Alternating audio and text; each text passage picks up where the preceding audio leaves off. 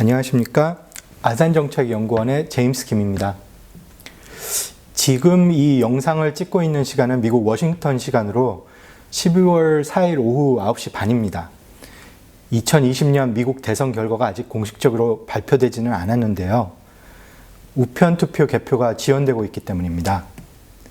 하지만 지금 상황으로 봐서는 조 바이든 후보의 당선 가능성이 높게 보이고, 의회는 지금과 같이 민주당이 하원을, 그리고 공화당이 상원 과반을 유지할 가능성이 높아 보입니다. 이번 미국 대선 어떻게 읽어야 할까요? 역사적인 면에서 2020년 대선은 매우 이례적이었습니다. 210년이 넘는 미국 역사를 되돌이켜 보았을 때 선거를 며칠 남기지 않고 코로나 사태 같은 대형 질병 유행 사례가 악화되는 경우는 없었고요. 트럼프 대통령 같이 지지율이 낮은 현직 대통령이 재선에 도전하는 경우도 드물었습니다. 민주당과 바이든 선거 캠프는 이러한 상황을 이용해 이번 선거를 바이든과 트럼프가 제시하는 대조적 비전의 선택이 아니라 트럼프 행정부에 대한 심판으로 해석하였는데요. 바이든의 선거 전략은 미국이 직면한 위기를 트럼프가 어떻게 대응하는지 지켜보는 것이었습니다. 선거를 일주일 남기고 코로나 사태가 다시 악화되며 재선에 도전하는 트럼프 대통령에게 매우 불리한 상황이었던 것은 확실합니다. 그러나 트럼프 선거 캠프는 선거 직전 유세 활동에 집중하며 트럼프 대통령의 지지율이 다시 상승세를 타기 시작했습니다. 미국 선거 프로젝트에 의하면 11월 2일을 기준으로 3,590만 명의 유권자들이 개표소를 통해 사전투표에 참여하였고, 약 6,520만 명이 우편투표를 제출한 상황인데요. 이 말은 약 1억 명이 선거 날인 11월 3일 전에 선거에 참여했다는 말인데, 이러한 추세가 유지되었다면 이번 선거 참여율은 65%인 약 1억 5천만 명이 넘는 수준일 것으로 예상됩니다. 우편투표 개표가 공식적으로 끝난 상황이 아니기 때문에 최종 결과는 지켜봐야 하지만, 개표 절차를 밟은 사전 우편투표 중 약 45%가 민주당 유권자들이고 30%가 공화당 소속이며 24%가 무소속인 것으로 보입니다. 이번 선거에서 아직 제출되지 않은 우편투표 중 약 37%가 민주당, 25%가 공화당, 그리고 38%가 무소속인 것으로 드러났습니다. 이 통계가 맞다면 사전 우편 투표의 정치적 성향만 살펴보았을 때 바이든 지지자 대 트럼프 지지자 비율이 2대 1.5에서 2대 1이었던 정도로 보입니다. 지역에 따라 우편 투표 처리 과정은 다릅니다. 특히 이번 선거에서 우편 투표 처리를 11월 3일 전에 시작하지 못한 지역 중 주요 경합주들인 위스콘신, 미시간과 펜실베니아가 있었기 때문에 최종 결과 발표가 지연될 것으로 보입니다. 우편 투표 개표 절차와 관련하여 공화당이 문제 제기를 한 만큼 재개표와 우편 투표 처리 절차에 대한 소송이 동시에 진행될 것으로 예상됩니다. 이러한 과정 진행 상황에 따라 최종 결과 발표가 지연될 수 있지만 결과가 바뀔 가능성은 낮게 보입니다. 많은 전문가들은 이러한 상황에서 극좌 또는 극우 성향의 시민단체들이 어떻게 반응할지 주목하고 있기도 합니다.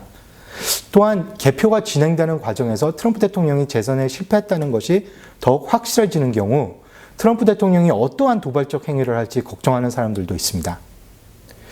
정상적인 선거 과정을 밟는다면 중요한 날짜는 12월 8일인데 각 주마다 이때까지 투표 처리에 대한 모든 절차를 끝내야 하고 12월 14일에는 선거인단이 각 주 의회에 모여 선거인단표를 제출해야 합니다. 각 주마다 선거인단표가 12월 23일까지 각 주 대표에게 전달되어야 하고 2021년 1월 6일 낮 1시에 상하원이 선거인단표를 인증하여 대선 승자를 발표하게 됩니다. 개표 진행 과정이 지연되는 경우 헌법 제2조에 따라 의회가 선거인단 개표 절차에 대한 적절한 시기를 수정할 수 있는 권리를 행사할 수도 있습니다. 하지만 헌법 개정안 20조에 의하면 의회는 선거인단표 결정을 1월 20일까지 집행해야만 합니다. 현 대통령과 부통령의 임기가 그때 끝나기 때문입니다. 어떠한 상황에서도 1월 20일을 넘어 현 대통령과 부통령이 임기를 연장시킬 수 없기 때문에 헌법을 개정하지 않는 한 1월 20일은 매우 중요한 마지노선입니다. 만약 이때까지 차기 대통령과 부통령이 정해지지 않는다면 1947년 대통령 승계법에 의해 대통령과 부통령의 임기가 1월 20일에 끝나고 하원 의장 다음으로 상원 임시의장이 대통령 대행으로 임명될 수 있습니다. 공식적인 선거 결과 발표를 앞서 출구조사를 살펴보면 바이든 지지층은 여성과 유색인종이 많다는 것을 확인할 수 있습니다. 연령대 또한 트럼프 지지층에 비해 낮은 편으로 보이고 대졸 이상이 더 많습니다. 또한 매우 인상 깊었던 통계는 유권자들의 결정 요인이었는데 이번 선거에서 트럼프가 싫어서 바이든을 지지했다는 유권자들이 바이든이 싫어서 트럼프를 지지했다는 유권자들보다 2대1로 트럼프에 대한 반감이 매우 중요했던 것으로 보입니다. 이번 선거의 주요 이슈를 살펴보면 경제에 대한 관심이 높았던 것으로 보입니다.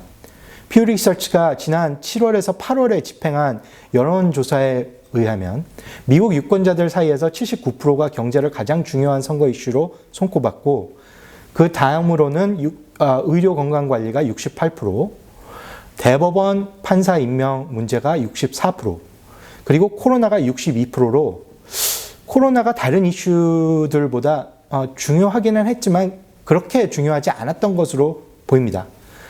물론 2016년 선거와 비교해 봤을 때는 경제와 의료 건강은 여전히 중요한 이슈로 남아 보였지만 2016년에는 테러, 외교와 총규제가 다른 이슈들에 비해 더욱 중요했었습니다. 그렇다면 2016년의 중요한 이슈와 2020년의 중요한 이슈를 비교해 봤을 때 2016년에는 중요하지 않았지만 2016년에는 중요한 이슈로 떠올랐던 이슈 중에는 대법원 판사 임명 문제와 코로나가 대표적입니다. 이러한 면에서 이번 선거는 지난 선거와 달랐던 점은 대법원 문제와 코로나 문제가 아주 중요했던 것으로 보입니다. 개표 진행 여부를 살펴보면 현재로선 이번 선거는 조 바이든이 대통령으로 당선된 것으로 보이고요. 의회는 16대와 같이 공화당이 상원, 민주당이 하원의 과반을 유지한 것으로 보입니다. 즉 여소야대 구도가 다시 유지될 것으로 예상된다는 말이죠. 이 결과가 유지된다면 외교정책 함의에 있어 바이든 행정부는 다자협력 체제와 동맹의 중요성을 강요할 것으로 예상되고 대북 문제에 있어 오바마 행정부가 선호한 전략적 인내심을 강요할 것으로 예상됩니다. 대중국 정책에 있어서는 범정부적으로 중국을 견제하려는 노력을 유지될 것으로 보이는데 바이든 행정부는 이 문제를 트럼프 행정부보다 더욱 조심스럽게 다룰 가능성이 높습니다. 마지막으로 바이든 후보가 발표한 선거 공약에 있어 미국의 내부 정책 변화는 공화당의 견제로 이루어지기 힘들 것으로 평가됩니다. 따라서 이번 선거에서 미국 시민들의 선택을 해석한다면 트럼프 행정부의 정책은 그대로 유지하는 반면 대통령은 바꾸고 싶다고 해석할 수 있지 않을까 생각합니다. 중요한 것으로 대선을 다음으로 차기 정부가 어떠한 정책을 펼쳐나갈지 자세히 지켜볼 필요가 있습니다. 2020년 미국 대선 읽기 여기까지였습니다. 감사합니다.